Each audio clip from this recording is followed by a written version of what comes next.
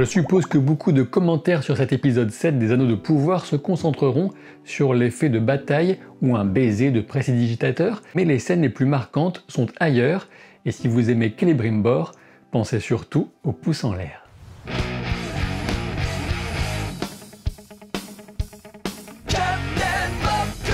Nous restons en terre du milieu pour un rapide détour culinaire. Qui n'a jamais rêvé de goûter au lambas, le pain de route elfique ou encore au ragoût de Sam Gamgee? Moi j'en ai rêvé en tout cas, c'est sûr. GastronoGeek vous invite à rendre tout cela possible dans votre cuisine. En suivant ses avisés conseils, c'est Le Seigneur des Fourneaux, un livre fastueux en cours de financement sur Ulule. Pour ne pas manquer une si belle occasion de déguster, vous trouverez un lien en description et en commentaire épinglé. Cet épisode est réalisé par Charlotte Brandstrom qui a déjà prouvé un certain talent pour nous offrir des séquences visuellement mémorables en première saison. Ceci étant, comme je le laissais entendre en introduction, je suis convaincu que la force véritable de cet avant-dernier épisode de la saison réside à nouveau dans les scènes de face à face entre Celebrimbor et Sauron, sans oublier le dialogue entre Celebrimbor et Galadriel. Et oui, je roule les R quand j'y arrive. J'y ajouterai aussi l'excellent discours de Dwalin fils pour motiver les nains à partir en guerre, mais de toute façon Dwalin est un habitué de l'excellence et la série a su rendre hommage au peuple nain comme jamais les trilogies de Jackson n'ont pu y parvenir, et ce avec tout l'amour que j'ai pour son Seigneur des Anneaux. Cet épisode souligne à nouveau combien Adar est l'une des meilleures inventions de la série parmi les personnages inédits, même s'il commet une erreur grossière sur laquelle il faudra bien que je m'attarde un petit peu. Concernant les scènes de bataille, même si les images cool et impressionnantes ne manquent pas, je suis partagé car on a aussi de véritables causes de frustration sur lesquelles je vais revenir, mais qui ne font que souligner combien la bataille des bâtards de Game of Thrones était une incroyable réussite, loin d'être égalée ici. Après ce survol d'ensemble, j'en reviens au déroulement chronologique de l'épisode. On commence avec l'ami du petit déjeuner, l'ami Ricoré, avec un Celebrimbor qui prend l'air en toute détente avec l'équivalent d'un petit kawa, le tout profondément perdu dans le labyrinthe mental que Sauron a construit rien que pour lui. Voilà une approche certes totalement différente de celle des livres, mais que je trouve vraiment réussie car elle permet de concentrer toute la tragédie du destin de Celebrimbor et en illustrant aussi les pouvoirs et les talents de manipulateur de Sauron. Dans le premier échange de l'épisode entre les deux, il faut s'arrêter sur cette phrase du Seigneur des Dons alors qu'il estime qu'il est dommage que toute chose ait une fin. Voilà qui vient mettre en lumière l'orgueil initial qui a poussé Galadriel, Celebrimbor et Gil-galad, ainsi que d'autres décideurs elfes, Elrond et j'en passe, qu'il fallait absolument empêcher l'étiolement des elfes en Terre du Milieu, ce qui vient malheureusement diluer la pertinence du propos dans la série. C'est le choix d'avoir opté pour cette pourriture express de l'arbre du Lindon, mais je n'y reviens pas. Néanmoins, il est certain que du point de vue de Tolkien, si les 3 anneaux des elfes ne sont pas corrompus, ce n'est pas pour autant qu'ils sont pleinement bénéfiques, ni même une bonne idée. En effet, l'étiolement des elfes est un fait qu'il faut accepter, tout comme le passage des saisons et du temps. Le fait qu'Anatar exprime ici tout l'inverse de cette sagesse et souscrive à l'idée que l'ordre des choses est regrettable ne fait que renforcer les doutes de Celebrimbor, car jamais un envoyé des Valar ne tiendrait un tel discours. Alors qu'on découvre l'étendue des dommages subis par la capitale sous le feu continu des trébuchés, une attaque qui a pour but secondaire d'affaiblir les elfes, mais principal de couvrir la lumière du soleil par des fumées, Anatar poursuit son travail de gaslighting. Si j'utilise à dessein le terme anglais gaslighting, c'est pour mettre en évidence le parallèle visuel qui est accompli par l'épisode entre cet enfumage symbolique et réel. Les volutes noirâtres des incendies sont l'expression des nuages de doute et de manipulation que Sauron tisse sur la cité et sur l'esprit de Celebrimbor. Une œuvre qu'il poursuit auprès de Myrdania en la transformant en allié pour discréditer la parole de Celebrimbor quand le temps viendra, et on sait combien elle sera récompensée par le charmant Anatar pour ses bons et loyaux services. Je ne sais pas s'il utilise axe pour homme, mais celle qui s'abat sur Myrdania de hache, une Myrdania mourante, projetée depuis les remparts, fait partie des moments les plus affreusement réussis de la série, en illustrant encore combien les êtres vivants ne sont que des pions sacrifiables pour Sauron, persuadé qu'il est d'incarner le seul espoir possible de l'avènement d'un bien commun supérieur. Si ça vous rappelle éventuellement quelqu'un, je vous laisse à vos spéculations personnelles. Je ne doute pas que certains feront de mauvais sketchs, comme ils en font sur un peu tout ce qui concerne la série, au sujet du fait de cribler le flanc de la montagne afin de déclencher un éboulement et permettre un passage agué de la rivière, mais au moins cette idée rejoint la thématique de destruction et d'instrumentalisation de la nature déjà exploitée dans la séquence d'éruption du mont Destin en première saison. Avant que je n'oublie, je pense que le fait que Celebrimbor commence à prendre conscience de la boucle temporelle illusoire dont il est prisonnier grâce à Stuart Little, enfin la petite souris, me laisse supposer que l'intention consiste à pointer l'importance des êtres jusqu'au plus anodin capables de devenir le grain de sable dans le plan d'une puissance maléfique, ce qui est un thème de fond chez Tolkien, bien entendu. Pendant ce temps, chez les nains, Narvi prend conscience du dévoiement du roi Durin par l'anneau, alors qu'il donne la priorité aux richesses sur la vie même de son fils et de Disa. La douce chaleur des retrouvailles de Durin et Elrond est d'autant plus essentielle qu'elle sert de terrible contrepoint ensuite à la trahison que ressentira l'elfe lorsque personne ne surgira au matin du deuxième jour pour les sauver d'une abominable défaite. Le plan d'Elrond de dos qui découpe face à l'arbre dont il a fait cadeau à Durin ne fait que rappeler combien cette série sait parfois nous proposer des images sublimes, et même dans une période bien sombre, les deux amis ne peuvent s'empêcher de se mesurer, du moins jusqu'à ce que Durin prenne conscience de la gravité extrême du sujet qui amène Elrond chez lui. De retour dans la forge de Celebrimbor, outre son sens de l'observation et sa force de volonté, on ne peut qu'apprécier que ce soit le jet du marteau de Fëanor qui brise finalement une fenêtre, certes, mais surtout l'illusion de Sauron. Ce dernier avoue avoir appris énormément auprès de Celebrimbor, sans lequel il n'aurait jamais pu concevoir les anneaux, en toute évidence, mais l'accent sur la nécessité de concéder un sacrifice pour atteindre la véritable création est ici un point d'orgue. Et oui, c'est la phrase même que Celebrimbor avait tenue face à Elrond en première saison, lorsqu'il était question de se souvenir combien la création des Silmarils par Fëanor avait été une source de grande lumière, mais aussi de tant de souffrance dans la folie du serment prononcé pour les récupérer, quoi qu'il en coûte. Surtout, on comprend clairement le dessein des scénaristes, puisque le secret de la création de l'anneau unique par Sauron résidera justement dans le fait qu'il consente à y déverser une grande partie de son essence même, dans un objet qui deviendra par là même sa plus grande arme, certes, mais aussi, voire surtout, son plus grand point faible. Alors que Celebrimbor est emmené par ses propres soldats, Anatar lui promet que son grand projet pour la Terre du Milieu est d'établir une paix à la fois parfaite et durable. C'est sa façon à lui de nommer son projet de domination éternelle, mais on aura l'occasion de revenir plus tard sur la différence fondamentale entre Sauron et Morgoth. La charge de cavalerie elfique m'a bien plu, du moins jusqu'à ce qu'elle s'arrête avec une certaine facilité, à 5 mètres des lignes orques. Le fait est qu'une véritable charge de cavalerie est à la fois très difficile à filmer, mais aussi l'une des formations militaires susceptibles de causer le plus de dommages à une troupe de fantassins qui ne dresse même pas une pique pour la briser. Je ne vais pas pinailler ici sur le fait que Adar joue absolument tout sur la menace pesant sur la vie de Galadriel, mais en revanche, je vais commencer à souligner que la réalisation de l'épisode, si ambitieuse soit-elle par ailleurs, a évité des difficultés comme une véritable charge menée jusqu'au bout, tout en ratant surtout le coche sur des points élémentaires qui auraient vraiment pu transformer cette bataille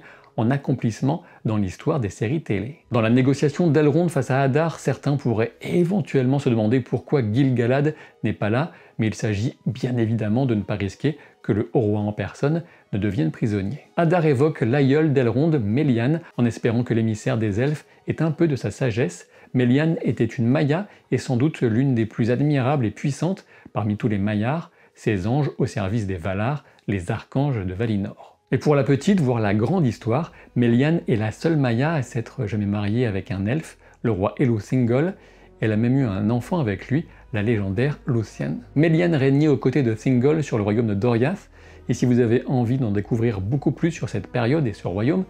je me fais de l'autopromo pour une campagne de jeux de rôle dont je suis très fier, disponible sur ma chaîne secondaire Captain Jeux de rôle, et qui a emmené mes joueuses et joueurs, toutes et tous formidables, dans ce contexte bien particulier du Beleriand, avant même l'apparition du soleil en Terre du Milieu. En parlant de passé lointain, Adar fait une obscure référence à Romil. Il s'agit du nom d'un sage parmi les elfes de Tirion, au Valinor, celui qui inventa une première forme écrite du Quenya, avant que Fëanor n'améliore le système d'écriture. On en vient au fameux baiser entre Elrond et Galadriel, baiser qui n'a absolument rien de romantique, bien sûr, dont Elrond s'excuse même auprès de Galadriel avant de lui donner, et dont il utilise l'effet choc pour masquer le passage de la broche dans la main de la prisonnière. Internet oblige, certains s'excitent inutilement sur ce baiser très chaste, car bien plus tard, Elrond est appelé à épouser la fille de Galadriel, mais le seul point véritablement gênant ici, c'est simplement l'improbable naïveté dont Adar fait preuve en autorisant un plan aussi grossier à se dérouler sous ses yeux. Dans le discours de Durin pour convaincre les nains de Khazad-dûm d'entrer en guerre contre Sauron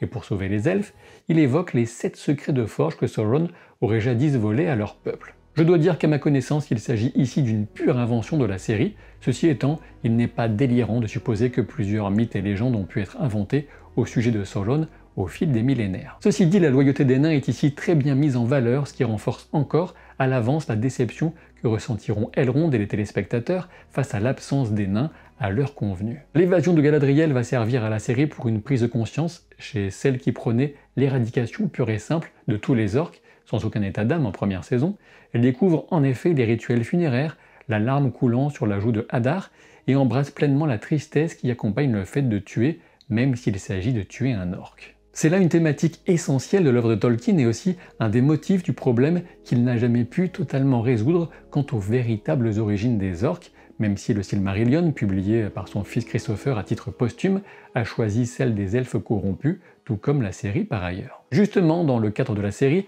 admettre que les orques sont des descendants d'elfes torturés et modifiés par le mal ultime doit nécessairement aboutir à une perspective particulière sur le fait de les massacrer, comme si de rien n'était. Une autre étape de ce cheminement intérieur de Galadriel interviendra ensuite lors de son échange avec Celebrimbor, quand ce dernier soulignera que c'est la lumière plus que la force qui doit permettre de vaincre les ténèbres, ce qui renvoie indirectement au cadeau qu'elle fera bien plus tard à Frodo de la fiole de sa fontaine contenant un reflet de l'étoile d'Eärendil. La rencontre de Galadriel et Arondir est certes providentielle, mais pas déconnante, puisqu'il traquait spécifiquement Hadar. Elle le sauve de son envie de se sacrifier en essayant d'emporter Hadar dans la mort, ce qui nous rappelle que si glorieux fut le duel de Fingolfin contre Morgoth au Premier Âge, il s'agissait avant tout d'un suicide tragique. Je vais souligner l'évidence qui se développe depuis le début de la saison, mais notamment dans cet épisode, alors que les pertes chez les orques se multiplient et qu'Elrond a encore remué le couteau dans la plaie en soulignant combien la bataille leur coûtera. Glug,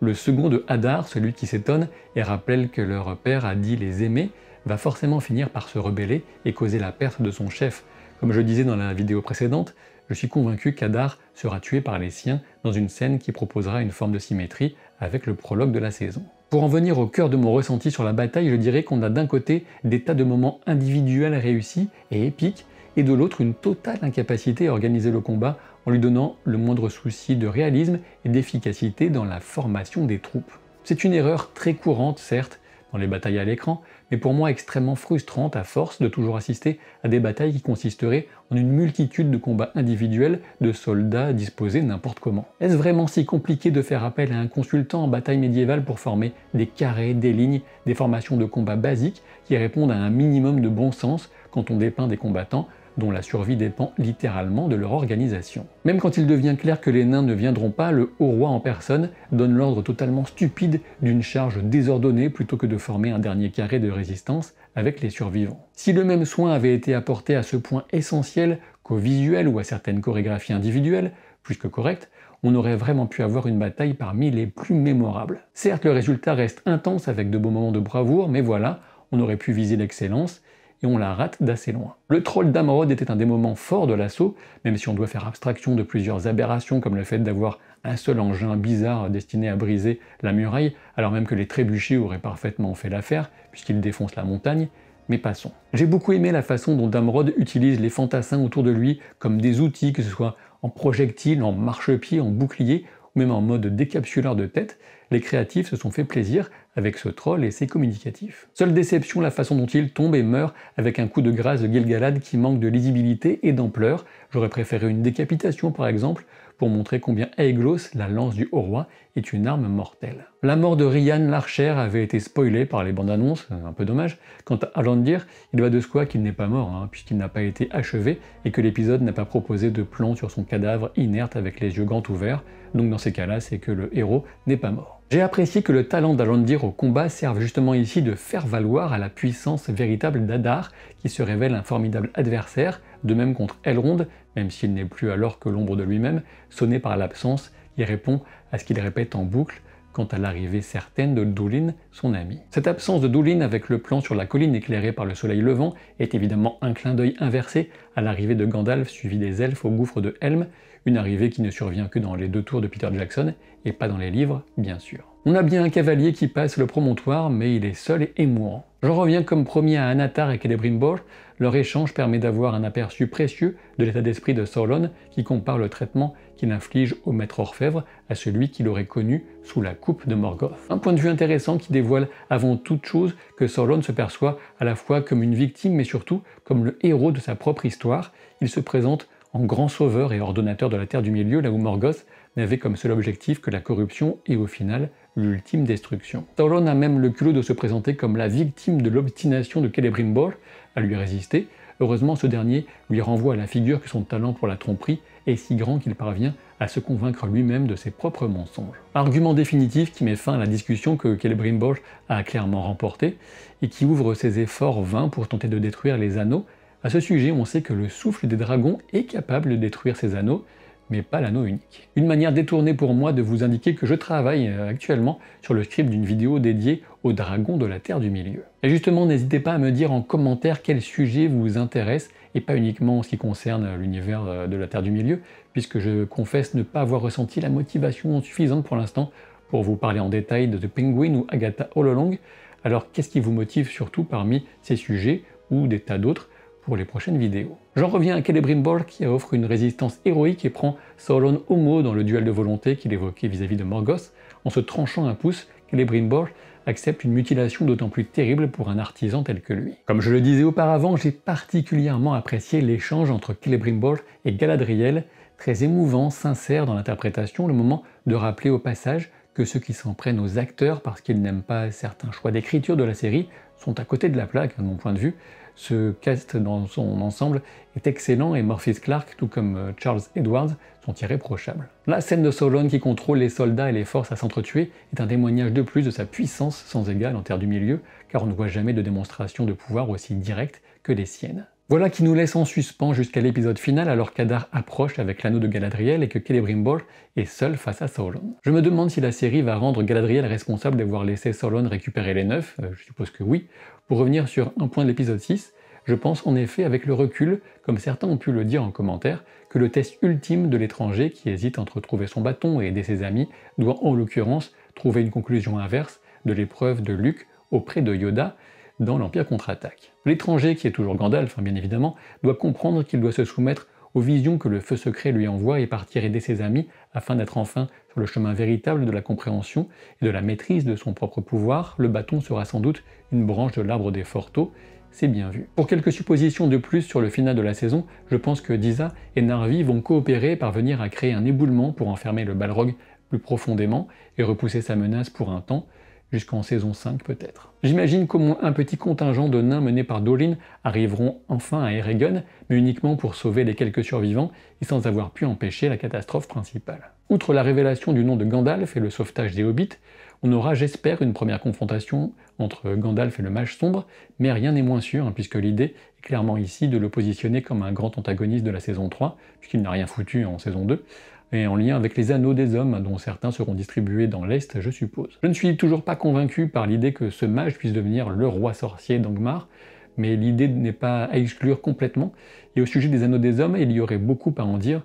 quant au choix de la série, mais je me contenterai de souligner que dans les textes, les anneaux ne diffèrent pas fondamentalement les uns des autres, je veux dire entre ceux des nains et des hommes. En effet, la différence majeure réside dans la corruptibilité des hommes et pas dans la conception différente que les 9 auraient par rapport aux 7. Ainsi, le choix de la série peut être perçu comme peu subtil, mais à titre personnel, j'avoue que cette invention du sang de Sauron comme ingrédient n'est pas pour me déplaire. Encore une fois, comme évoqué dans la vidéo précédente, cela permet d'expliquer combien l'effet des 9 sera puissant, et ainsi le destin tout particulièrement terrible des Nazgûl, devenus spectres de l'anneau, est lié à Sauron pour l'éternité, ce qui offre de belles perspectives d'avenir à Kemen, Belzegar et peut-être Eärlien, sachant que le destin de Pharazôn pourrait faire l'objet de prochaines discussions. Pharazôn qui aura fort à faire pour redresser sa situation, sans doute, et comptera pour cela peut-être sur la révélation de l'identité de Sauron et l'idée que les fidèles ne seraient au final que des serviteurs de l'ennemi, un truc dans le genre, ou pas du tout d'ailleurs, quoi qu'il en soit, j'ai hâte de voir. N'oubliez pas d'aller jeter un œil sur le Ulule en cours pour le livre Le Seigneur des Fourneaux de Gastronogeek, et pensez aussi à laisser un pouce en l'air, 2 pouces si vous n'êtes pas Celebrimbor, et à vous abonner à la chaîne si ce n'est toujours pas fait.